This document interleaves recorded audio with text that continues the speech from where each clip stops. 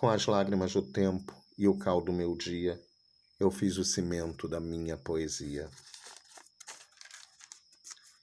E na perspectiva da vida futura, ergui em carne viva sua arquitetura. Não sei se é bem casa, se é torre ou se é templo, um templo sem Deus. Mas é grande e clara, pertence ao seu tempo. Entrai, irmãos meus. Essa mise-en-scène com chapéu é para, antes de mais nada, ler o poema intitulado Poética, do Vinícius de Moraes, e também é um convite, entrem filhos meus. Boa noite, para vocês vai ser amanhã, então bom dia. Nós vamos conversar sobre literatura. Acho que quase todos me conhecem, meu nome é Glauber, e a gente vai bater esse papinho que hoje, especificamente, girará em torno das figuras de linguagem. Bom, figuras de linguagem. O que seria isso? O ser humano tem necessidade de se expressar sempre. E sempre com maior clareza, dando ênfase às suas ideias, criando até um estilo. Seja falando ou escrevendo. Então, as figuras de linguagem, o nome já diz, são elementos figurativos, figurados, né, que podem ter um sentido diferente do usual e que servem como meio de expressão, não só artística, mas no dia a dia. Eu posso dizer, por exemplo, né, que a minha cabeça dói muito, mas eu posso dizer que a minha cabeça está explodindo de tanta dor. Então, é uma forma de usar a linguagem com um caráter mais expressivo. O próprio Vinícius de Moraes aqui, ele faz uma associação mais enfática para falar que poesia é uma forma de construção. Ele faz uma associação entre palavra e elementos de obra, cal, arquitetura, né? Como se ela fosse uma obra que dependesse de uma construção mesmo. Então, isso é o uso, graças ao uso das figuras de linguagem. Nós temos as figuras de palavra, de pensamento e as figuras de sintaxe. Nós veremos em 3 blocos. Hoje, 2 blocos, figuras de palavra e figuras de pensamento. Na próxima semana, as figuras de sintaxe. Bom, figuras de palavra. O nome já diz. Vai se dar por troca, por substituição ou por analogia. Bom, vamos explicar isso. Quando eu digo li Vinícius de Moraes, eu não li Vinícius de Moraes. Eu li a obra dele. Quando eu falo, esse menino está ficando um touro de tão forte, eu estou fazendo comparação, analogia entre seres. Então, figuras de palavras é quando eu utilizo substituição, analogia ou troca entre palavras, né? Estabelecendo uma correlação entre elas. Bom, ficaria muito fácil se fosse só isso. As figuras de palavras se subdividem. As primeiras delas, metáfora e símile, são 2 figuras e ambas trabalham com comparação entre seres. Mas para a gente saber a diferença entre a metáfora e a símile, vamos a exemplos. Tá? Ela é uma flor. Ela é como uma flor. Se vocês estivessem comigo e eu perguntasse a vocês o que tem numa frase e não tem na outra, vocês diriam, é o como. Então, eu tenho uma metáfora quando existe uma comparação implícita entre seres. Eu tenho uma símile quando eu tenho uma comparação explícita entre seres. Vamos traduzir isso? Nas 2 frases, ela é uma flor, ela é como uma flor, eu comparo a figura feminina à flor. Porque é bonita, porque é delicada, porque tem perfume. Tem um motivo ali. Bom, mas quando eu falo ela é uma flor, não há o termo comparativo, que é o como. Então eu digo que é uma comparação implícita. Eu relaciono as duas, mulher e flor, ela e flor, sem usar o termo comparativo e torna essa comparação escondida, implícita. Metáfora.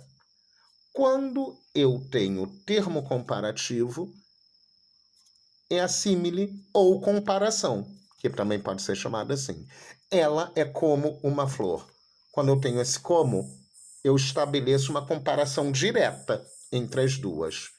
Então, símile ou comparação. Ah, Glauber, mas pode ter apenas o como de elemento comparativo? Claro que não. Como, tal qual, semelhante a, parece com, igual a, tudo que estabelece uma comparação direta vai ser um exemplo de símile ou comparação. Ok? Bom, metonímia. Metonímia, eu vou usar 3 frases aqui. Bebi um copo d'água. Primeira, bebi um copo d'água. Vamos trocar o escritor. Li Mário Quintana, outro grande da literatura. Bebi um copo d'água, li Mário Quintana, não tem um teto. Bom, se a gente parar para pensar, a gente não bebe o copo. A gente bebe a água que tem o copo, que tem dentro do copo. Mas ninguém fala assim. A linguagem é econômica e é racional.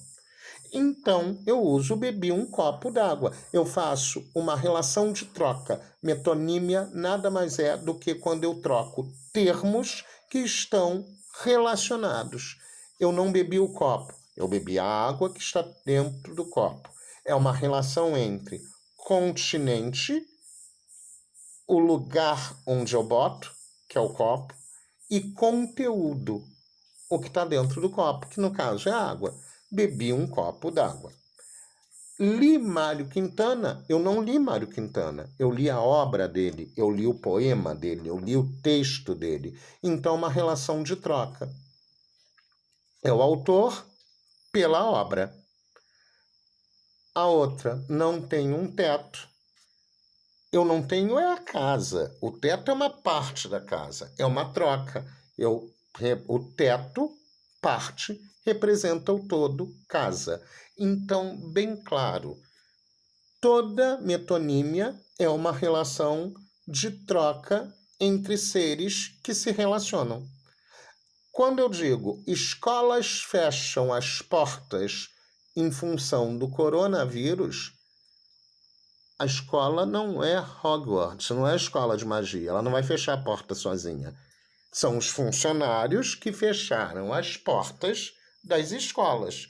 Ou, pelo menos, a gente pensar, os governos fecharam as escolas.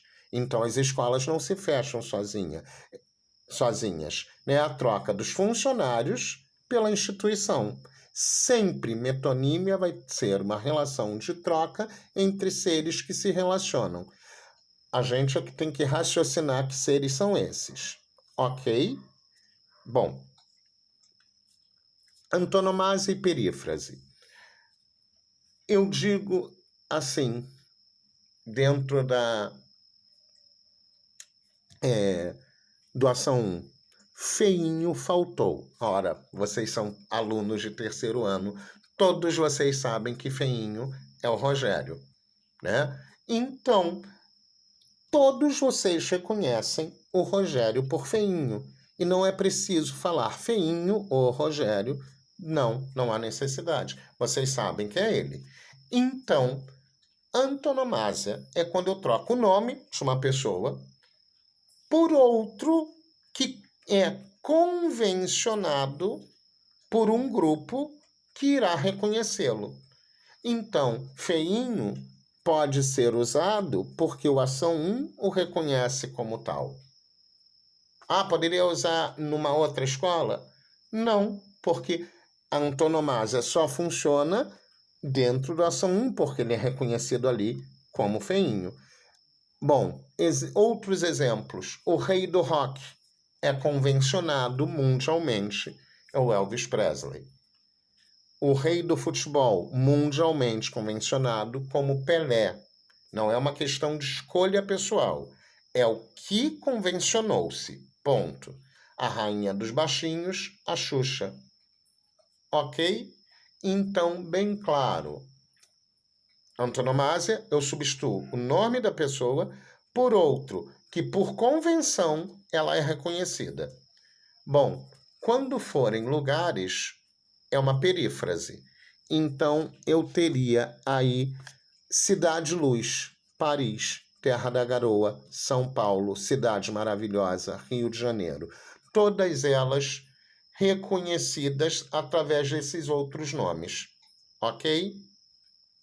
Fechado. Catacrese. Chega numa feira e pede um bulbo. Ninguém vai te dar. Agora, pede uma cabeça de alho, que todo mundo vai te dar, e tira da cabeça o dente do alho, né? Diz para o teu professor que vai trocar de cadeira porque a base de sustentação está quebrada. Ele não vai entender. Mas diga que o pé da cadeira está quebrado, que ele vai falar. Então, troque. Catacrese é quando eu uso nomes por associação de ideias. Cabeça de alho, porque lembra uma cabeça, dente de alho, porque lembra o dente, braço do sofá, porque fica nas laterais, pé da cadeira, porque é a base de sustentação. Isso se deve pelo fato de que ou essas coisas não têm nomes adequados, ou os nomes são sofisticados ou científicos, né? Existe uma música que a Gal Costa canta que é O céu da boca da minha morena tem estrelas. Céu da boca é uma catacrese, porque é céu porque fica no alto. Ninguém chama de palato, que é o natural. Ok? Bom, última figura, sinestesia. Sinestesia vem de sim, sincrônico ao mesmo tempo. Ésios é uma das formas de falar a palavra sentido. É uma forma latina. Então, sinestesia é mistura de sentidos. Como assim? Olhava-me amargamente, apesar das palavras aveludadas. Bom, olhava-me. Qual é o sentido? Visão. Amargamente. Paladar. Se as palavras eram aveludadas, é tato. Então, visão, paladar e tato. 3 sentidos misturados para dizer que a pessoa tinha um certo rancor, mas falava calmamente comigo. Então, isso é mistura de sentidos, sinestesia.